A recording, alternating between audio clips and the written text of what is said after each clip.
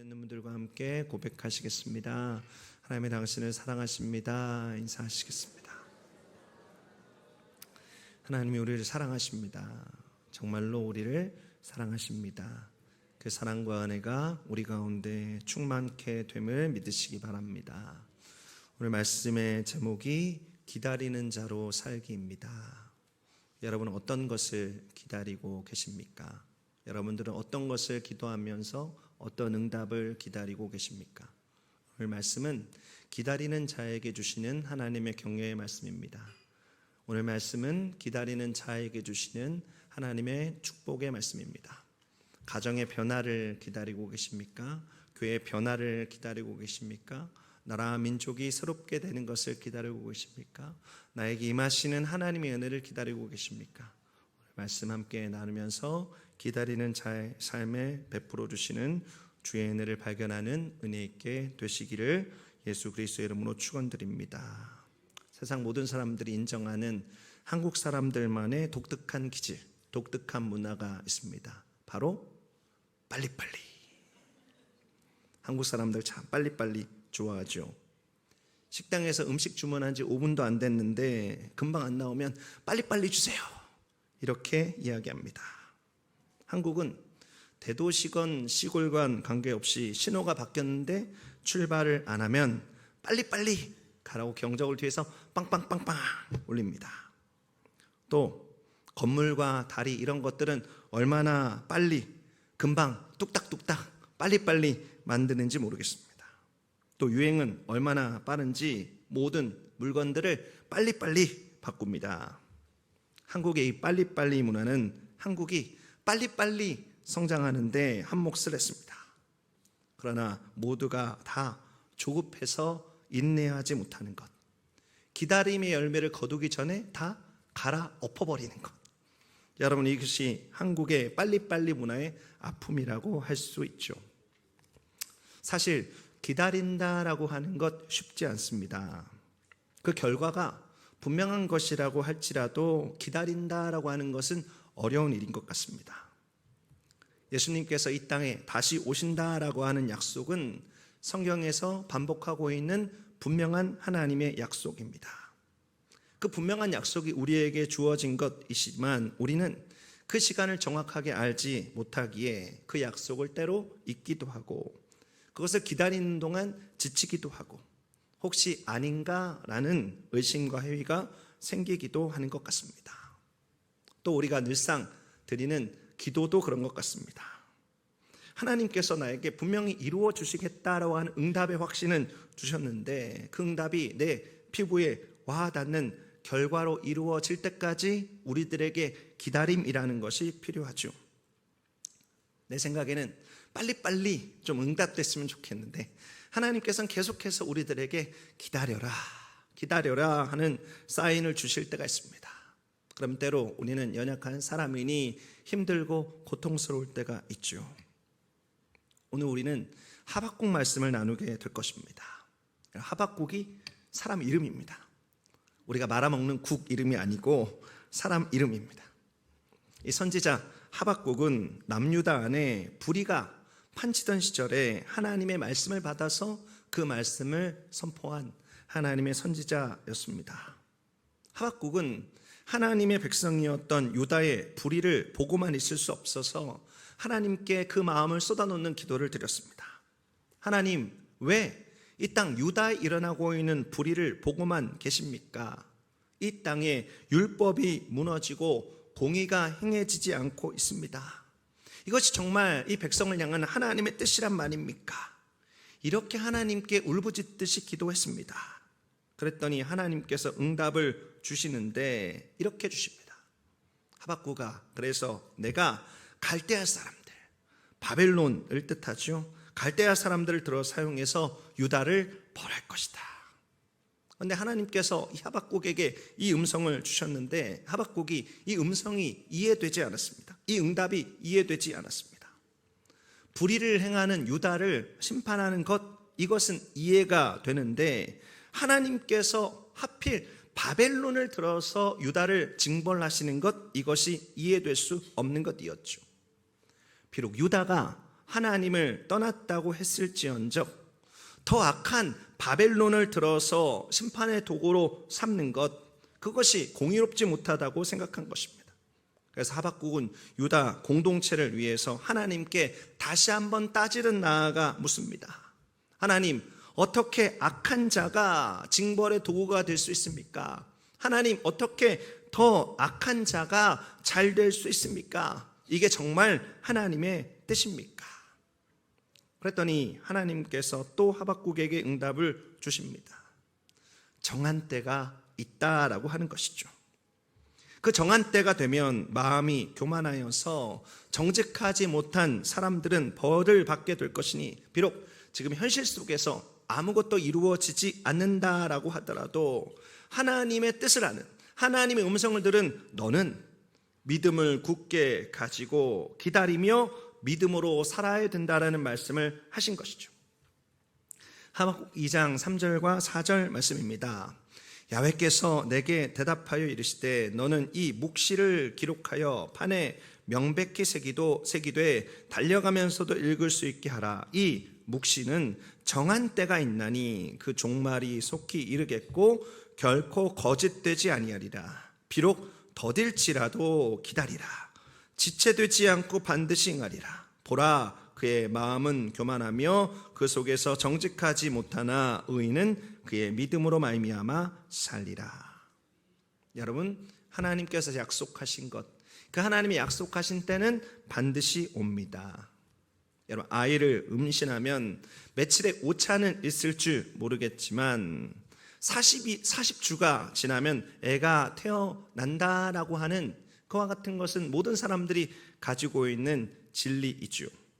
비록 40주가 더디게 느껴질지라도 40주면 아기가 반드시 태어난다라는 믿음이 있기 때문에 40주의 시간은 기다림의 시간이지만 기쁨의 시간이 되는 것입니다. 그 기다리는 40주의 시간에 대해서 하나님께 왜 40주입니까? 저에게 40주인지 이해시켜 주십시오. 40주 그냥 뚝 잘라서 20주면 되는 것 아닙니까? 아니면 그냥 계산하기 쉽게 1년 12달 이렇게 하면 되는 것 아닙니까? 하나님, 저는 40주인 게 도대체 이해되지 않습니다. 만약에 이렇게 말하는 부모가 있으면 이와 같은 사람은 어리석은 부모이죠. 40주는 생명의 주관자이신 하나님이 정한 때입니다. 여러분, 때가 차야 아이가 태어나듯이 하나님이 주신 약속의 성취도 비록 우리들에게 더디 느껴질지라도 이루어지게 됩니다. 그래서 우리들은 참고 기다림이 필요한 것이죠. 인내가 필요한 것이죠. 그러나 서두에 말씀드린 대로 인간편에서 볼 때 때로 기다림은 고통입니다. 그래서 아기를 임신했는데 하나님이 정한 때를 무시하고 빨리 보고 싶다라고 20주 만에 배를 열어서 아이를 꺼내면 어떻게 됩니까? 기다림의 때가 있는데 성급하게 조급하게 우리 임의대로 판단해서 우리가 조치를 취하게 되면 아이를 20주 만에 우리 마음대로 꺼내게 되면 더 이상 설명 안 해도 아실 것입니다. 그것은 끔찍한 일이 되는 것이죠. 사랑하는 성도 여러분, 하나님께서 그 이루시는 것에 대해서 우리들에게 하나님은 이해를 요청하지 않습니다. 우리 하나님은 그에 대한 믿음을 요청하시는 것이죠. 그러므로 때를 기다리는 우리 각자 어떤 것을 기다리고 있을 때 때를 기다리며 구해되는 것은 하나님, 나를 이해시켜 주십시오가 아니고 하나님, 저의 믿음이 흔들리지 않게 해 주십시오라는 기도가 필요한 것이죠. 그런데 우리 하나님께서는 우리들의 연약함을 아십니다. 하나님의 때를 기다리는 자가, 우리들의 삶의 영역 곳곳에서 하나님의 때를 기다리는 자가 믿음을 지키며 그 약속의 때가 이루어질 때까지 인내한다라는 것 쉬운 일이 아니다라는 것을 하나님께서 알고 계시죠. 그래서 우리 하나님께서 기다리는 자에게 주시는 것이 있습니다. 이것은 기다리는 자로 살아가는 우리들에게 약속의 결과뿐만이 아니라 그 응답 외에 또 다른 축복으로 주어지는 것입니다. 오늘 우리가 함께 기다리는 자로 살아가는 하루하루의 삶 속에 하나님께서 주시는 것이 무엇인지, 하나님의 배려가 무엇인지 함께 나누며 우리가 잘 기다리기 원합니다. 우리가 믿음으로 기다리기 원합니다. 그 약속의 성취가 이루어질 때까지 참된 인내를 이루는 축복이 있기를 예수 그리스도의 이름으로 축원드립니다. 하박국 3장 16절 말씀 보시겠습니다. 내가 들었으므로 창자가 흔들렸고 그 목소리로 말미암아 내 입술이 떨렸도다. 무리가 우리를 치러 올라오는 환난 날을 내가 기다림으로 썩이는 것이 내 뼈에 들어왔으며 내 몸은 내 처소에서 떨리는도다. 하박국은 하나님의 음성을 들었습니다. 자신의 민족 유다를 향한 하나님의 운명의 선언을 들었습니다. 그리고 그것을 들을 때 오늘 말씀에 기록된 대로 그의 창자가 떨리고 입술이 떨리는 고통이 있었습니다. 바벨론에 의해서 유다가 멸망될 그날의 두려움으로 하박국은 두려움 가운데 덜덜 떨게 됩니다. 그러나 사실 이 엄청난 고통은 역으로 보면 하나님의 말씀이 너무나 분명히 이루어질 것임을 알게 하는 징조가 되고 있습니다. 그리고 그 고통 이후 하나님께 주신 또 다른 말씀, 악인들이 멸망을 당하고 하나님의 뜻이 이루어질 것이라는 것에 대한 분명한 믿음을 주는 하박국에게 주시는 하나님의 또 다른 축복과 배려가 되고 있는 것이죠. 하나님은 하나님의 음성을 듣고 기다리는 자가 쓰러지지 않기 위해서 우리들의 삶 속에 믿음이라는 것을 요청하십니다. 믿음 위에 굳게 서 있어야 하는 것이죠. 그리고 그 믿음으로 서려는 자에게 주시는 하나님의 배려, 그것은 그 사람에게 크고 작은 징조들을 느낄 수 있는 민감성을 주시는 것입니다. 바로 영적 민감성이죠. 여러분, 아이를 가진 산모의 배가 점점 불러오고 몸이 무거워지는 것은 불편한 일입니다. 그러나 그렇게 몸이 변하면서 산모는 자신의 몸 상태에 대해서 점점 더 민감해지게 됩니다. 그러나 이것이 기쁨이 되는 것은 아이가 태어날 날이 점점 가까워지고 있다라고 하는 분명한 징조가 되는 것이죠. 그리고 그를 통해 곧 아이가 태어날 것이라고 하는 믿음이 점점 분명해지는 것입니다. 아이의 태동이 느껴지고 아이의 내 배가 점점 불러오면서 그것을 확신하게 되는 것이죠. 여러분, 우리 하나님은 우리들에게 응답을 주실 때 결과만을 주시지 않습니다. 우리 하나님께서는 응답을 주실 때 대부분 긴 과정 자체를 우리들에게 응답으로 주십니다. 그 과정 속에서 하나님은 세상 사람들이 알 수 없는 그 섭리 가운데 하나님의 놀라운 일들을 이루시죠. 그러나 하나님은 비록 세상 사람들은 모르지만 하나님은 그 기다리는 자에게 여러 가지 것들을 통해서 그 일에 대한 성취를 알게 해주십니다. 기다리는 자는 그것을 느끼게 됩니다. 기다리는 자는 그것을 발견하게 됩니다. 그리고 그것을 느끼고 발견할수록 하나님의 일하심에 대한 영적 민감성은 더 분명해지고 더 예민해지게 됩니다. 그것은 하나님의 약속을 기다리는 모든 사람들에게 믿음으로 굳게 서게 하는 하나님의 축복이 되는 것이죠. 하나님께서 아모스 선지자에게 주신 말씀이 있습니다. 아모스 3장 7절 말씀입니다. 주 야훼께서는 자기의 비밀을 그 종 선지자들에게 보이지 아니하시고는 결코 행하심이 없으시리라. 여러분, 좋으신 하나님은 기다리는 자로 살아가는 그의 종들에게 보이십니다. 그에게 듣게 하십니다. 그에게 느끼게 하십니다.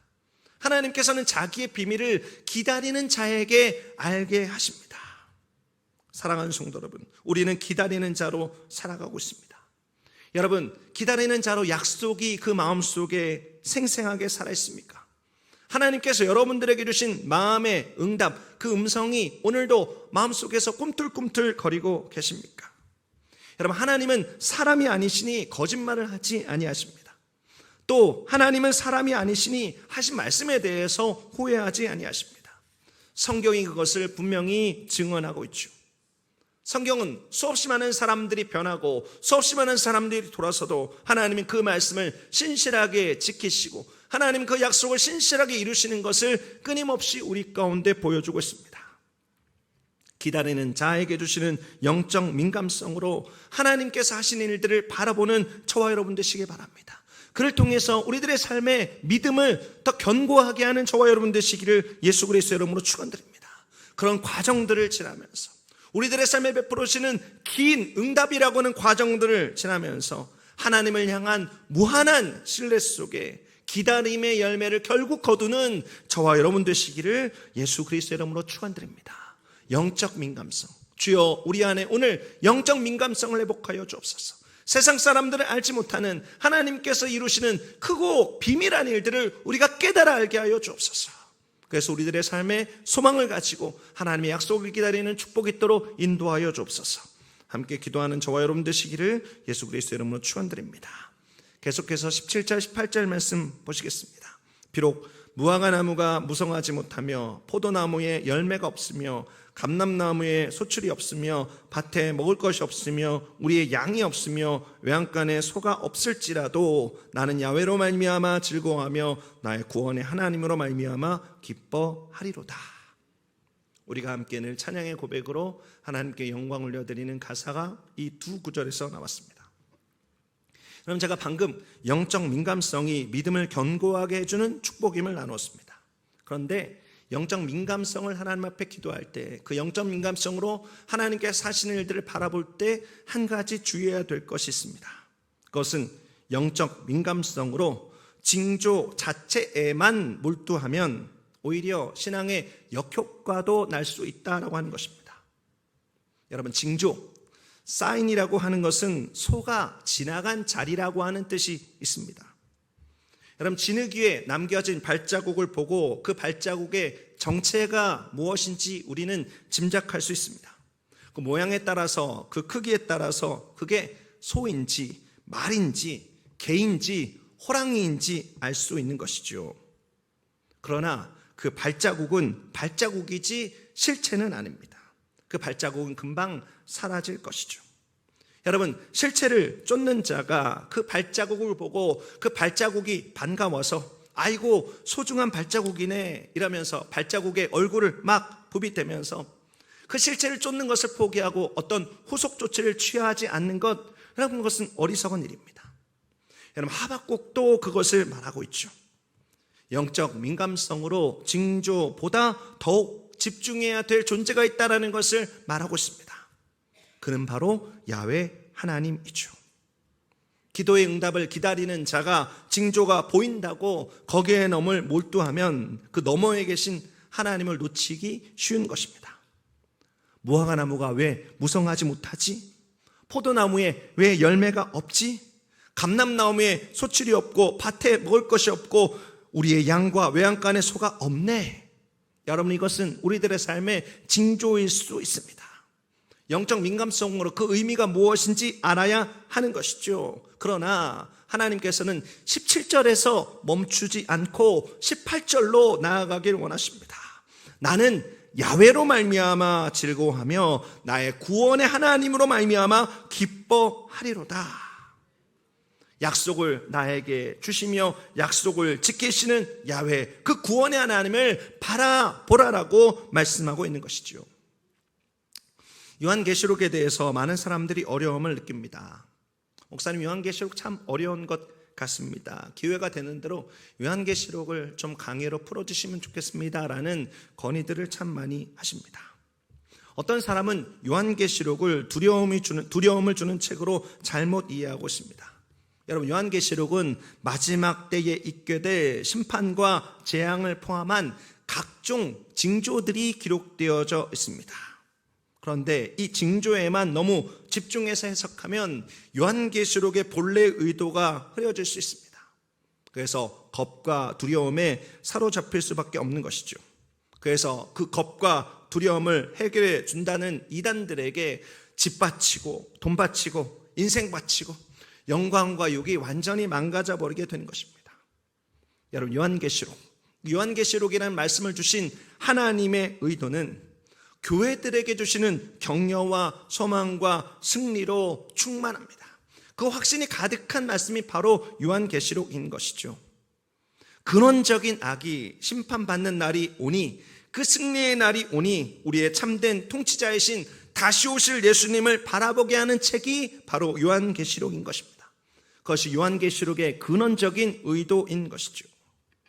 사랑하는 성도 여러분, 기다리는 자에게 주시는 영적 민감성이라는 축복으로 결과가 아닌 그 결과를 주시는 그 주관자인 하나님을 더 깊이 만나는 은혜 있게 되시기를 예수 그리스도의 이름으로 축원드립니다. 그것은 약속이 성취되는 과정 속에서 하나님께서 우리들에게 주시는 궁극적인 축복이고 궁극적인 계획입니다. 기다리는 자로 살아가는 우리들에게 주시는 두 번째 배려와 축복이 무엇인가? 이것을 기억하십시오. 그런 자들에게 반드시 하나님은 하나님과의 깊은 만남을 허락해 주십니다. 여러분, 기다림이 깊어질수록 또 어두움이 깊어질수록 그 빛은 더 선명합니다. 기다리면 기다릴수록 내 마음속에 소망은 더 충만해집니다. 이 세상에 여러 가지 현상들이 요란하게 우리들의 삶에 다가올수록 우리를 사랑하시고 그 뜻을 하나하나 이루시는 하나님의 시간 속에, 하나님의 계획 속에 그 모든 것을 정확하게 성취하시며 이 땅을 다스리시는 하나님은 더 분명해지게 되는 것이죠. 그 하나님을 영적 민감성을 통해서 믿음으로 바라보는 저와 여러분 되시기를 예수 그리스도의 이름으로 축원드립니다. 더 깊은 동행 속에서 하나님과 함께하며 하나님께서 기뻐하시는 참된 소망을 가지고 하나님을 기다리는 자로 살아가는 저와 여러분 되시기를 예수 그리스도의 이름으로 축원드립니다. 하나님을 기다리는 자에게 하나님은 더 깊은 만남으로 우리를 인도해 주신다. 이것을 기억하며 살아가는 저와 여러분 되시기를 바랍니다. 마지막으로 19절 말씀을 함께 보시죠. 같이 한번 읽어보겠습니다. 주 야훼는 나의 힘이시라. 나의 발을 사슴과 같게 하사 나를 나의 높은 곳으로 다니게 하시리로다. 이 노래는 지휘하는 사람을 위하여 내 수금에 맞춘 것이니라. 이 말씀은 참 감동을 주는 말씀입니다. 19절에 있는 사슴, 이 사슴은 이스라엘의 광야지대를 뛰어다니는 사슴처럼 보이는 아이벡스라고 불리는 그와 같은 동물로 추정할 수 있습니다. 사슴처럼 생겼지만 사실 들염소에 가깝죠. 이 녀석들은 포식자를 피하기 위해서 절벽의 높은 곳을 뛰어다닙니다. 어떻게 저렇게 높은 절벽, 그 가파른 절벽을 뛰어다닐 수 있을까 싶지만 아이벡스들의 발은 굉장히 강력합니다. 그리고 발굽 모양은 굉장히 특별하게 생겼습니다. 그래서 절벽 같은 곳을, 높은 곳을 너무나 편하게 자유롭게 뛰어다닙니다. 포식자들을 피하여서 그 높은 곳을 다니는 것이죠. 여러분, 하나님은 기다리는 자를 점점 강하게 하십니다. 기다리는 자에게 소망이라고는 무기를 주십니다. 영적 민감성으로 이 시대 속에 하나님의 뜻을 알게 하시고 하나님과의 깊은 만남 속에 하나님 자신을 알게 하십니다. 그리고 그런 우리를 성숙으로 인도하셔서 높은 곳을 다니게 하십니다. 절벽을 뛰어 올라서 대적들이 접근할 수 없는 높은 곳에 서 있는 광야의 아이벡스들처럼 기다리는 우리를 모든 것을 초월해서 승리를 주시는 전능자의 그늘 가운데 머물게 하시는 것이죠. 사랑하는 성도 여러분, 그 높은 성숙함 속에 구원의 역사를 완전히 이루시는 하나님의 은혜를 경험케 되시기를 바랍니다. 사랑하는 성도 여러분, 기다리는 자에게 주시는 하나님의 축복 세 번째는 이것입니다. 성숙함과 구원의 성취를 맛보게 하신다라고 하는 것이죠. 하나님은 그 약속을 기다리는 자에게 힘이 되십니다. 그러면서 하나님은 그 기다리는 자를 성숙시키십니다. 또 하나님은 그 기다리는 자에게 오셔서 구원의 약속의 완성을 맛보게 하십니다. 제가 요즘 묵상하면서 사모하며 담고 싶은 성경의 두 인물이 있습니다. 한 사람은 구약에 있는 에녹이고 또 다른 한 사람은 신약에 있는 시몬이라고 하는 사람입니다. 둘 다 성경에 아주 짧게 나오고 있는 사람이지만 두 사람의 삶은 범상치 않습니다. 창세기 5장에 에녹의 이름이 나옵니다. 에녹은 65세에 무드셀라를 낳은 것 외에 별다른 행적이 기록되어져 있지 않습니다. 그러나 그는 죽음을 보지 않고 하나님이 데려가신 성경의 2명 중 한 사람이 되었습니다. 그 다른 한 사람은 엘리야였죠. 에녹이 그렇게 될 수 있었던 이유가 무엇입니까? 여러분, 에녹의 삶은 참으로 신비로운 삶입니다. 여러분, 우리가 장차 경험하게 될 복된 삶, 주님께서 이 땅 가운데 오시게 될 때 우리 모두가 경험하게 될 복된 삶을 에녹은 벌써 굉장히 오래전에 하나님께서 천지와 만물을 만드신 그 초창기에 경험했던 것이죠. 그렇게 될 수 있었던 이유가 창세기 5장 22절에 기록되어져 있습니다.